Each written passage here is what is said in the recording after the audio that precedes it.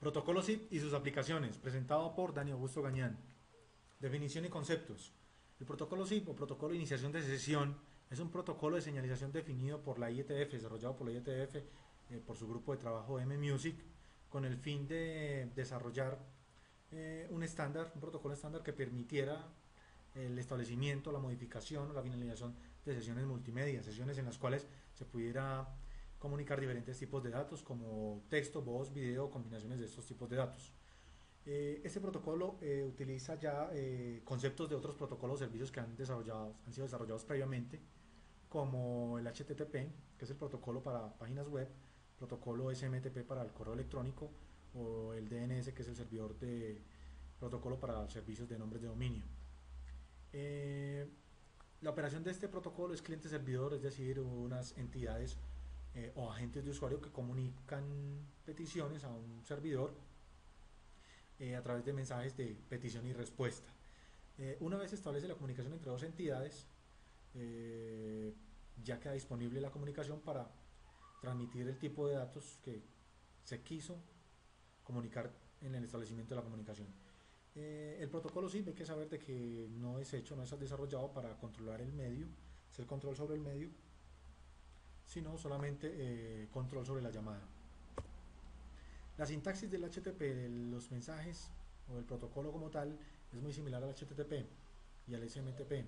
Sí, hace uso pues de URIs o identificadores uniformes de recursos, los cuales permiten tener una estructura de etiquetas, ser muy legibles y indicar fácilmente qué es lo que se quiere transmitir. La localización de usuarios o de entidades es basada también en DNS, es decir, trabaja de la misma manera como traduce el DNS nombres de usuario a direcciones de red. Esos nombres de usuario tienen la misma nomenclatura del SMTP, es decir, usuario arroba dominio, y los mensajes, estos mensajes que se utilizan en este protocolo se agrupan en transacciones o llamadas.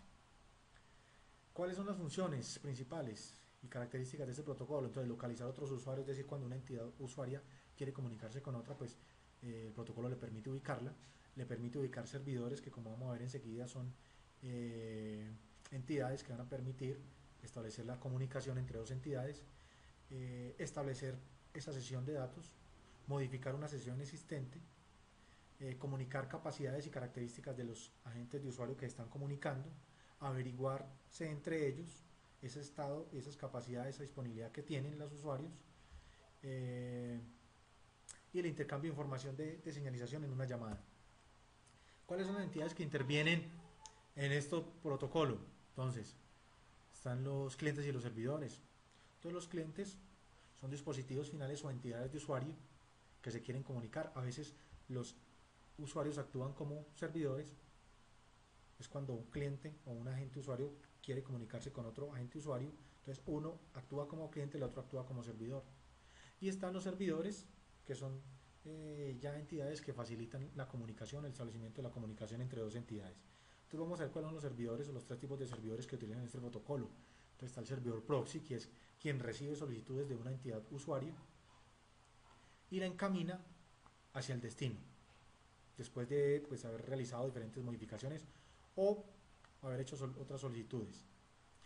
Está el servidor de redireccionamiento o redirect server, que es un servidor que acepta solicitudes SIP de un cliente, traduce verificando pues en una base de datos donde están registradas las asociaciones de nombres de usuario con direcciones de red.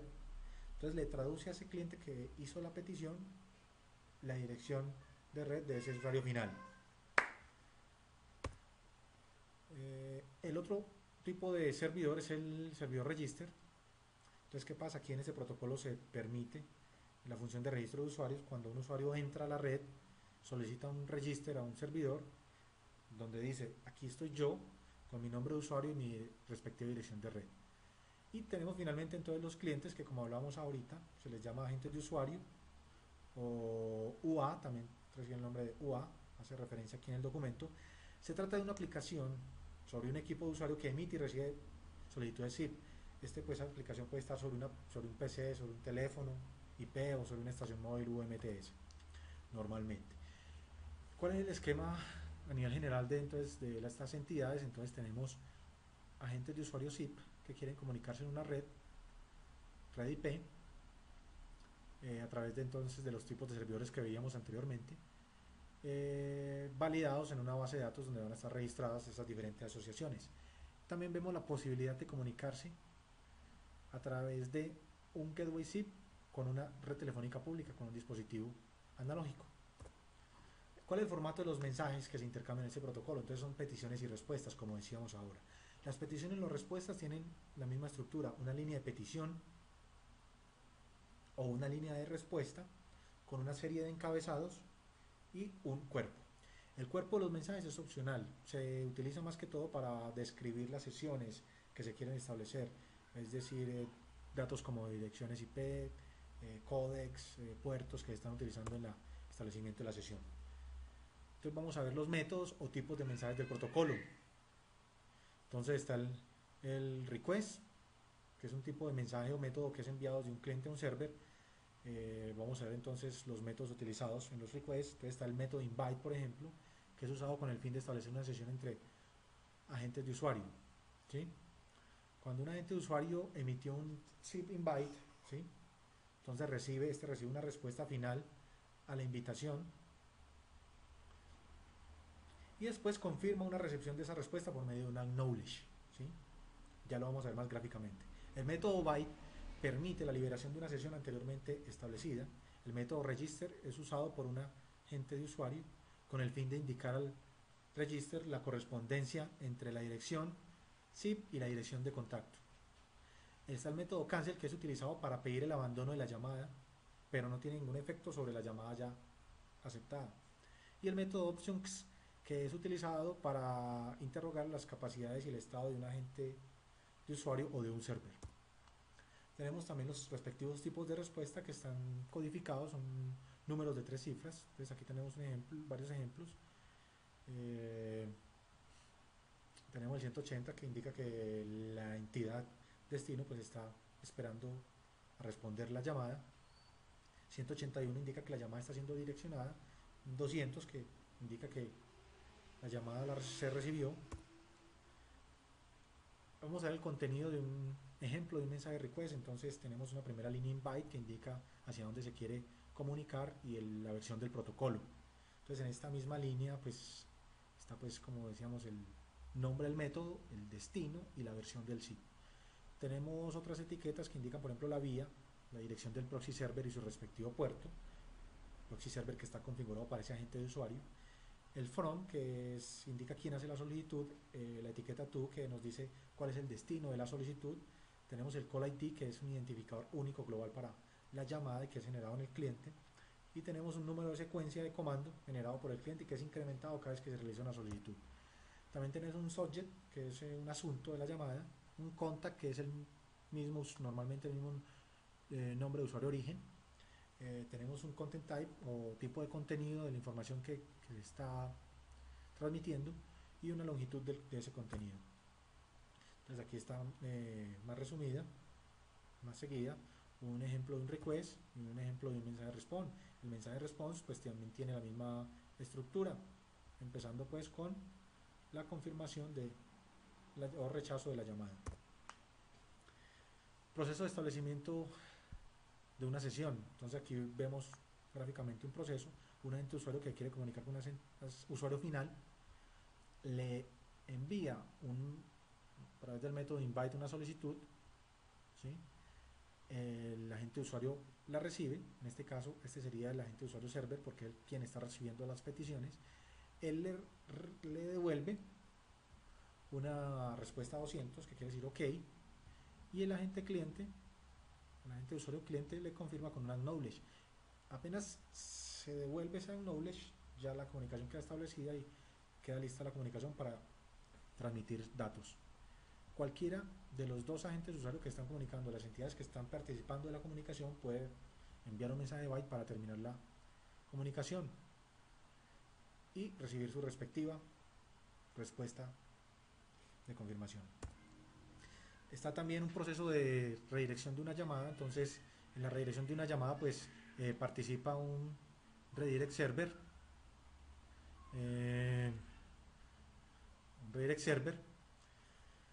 un agente de usuario cliente que quiere comunicarse con un agente de usuario server a través de un server redirect.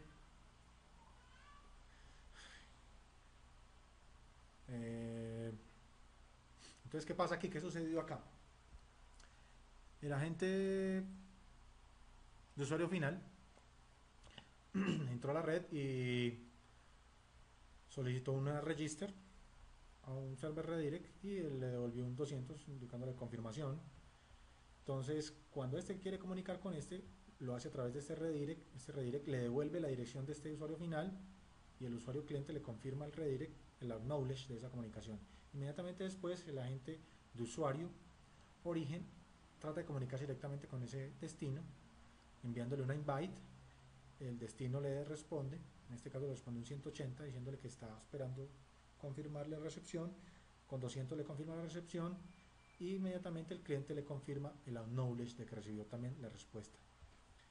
Después de esto pues ya estaría disponible para enviarse los datos. Tenemos seguidamente entonces un ejemplo de un proceso de utilización de proxy server. En este caso pues el proxy server lo que hace es reenrutar el tráfico hacia el destino. Entonces el usuario origen le realiza un invite, le envía un invite al proxy server se lo dirige al destino, el destino le devuelve al server un 200 y el server le devuelve al cliente origen un 200 también. Inmediatamente el cliente origen devuelve o le confirma con un knowledge al agente destino. Ya está establecida la comunicación y está disponible para el envío de datos. Cualquiera de las dos entidades entonces finalmente puede cancelar la comunicación con un byte y recibir su respectiva confirmación de cancelar con un 200. Los usos más comunes entonces voz sobre IP, mensajería instantánea, audioconferencia, videoconferencia, juegos online de realidad virtual. Y aquí finalmente tenemos un ejemplo de operación de mensajería instantánea. Entonces un cliente SIP que quiere comunicarse con otro cliente SIP, ¿sí? A través de diferentes servidores proxy y alguno que otro servidor redirect.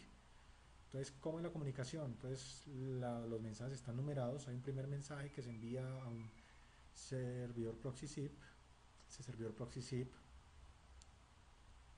le pregunta a un redirect a ver si sabe cuál es la dirección destino.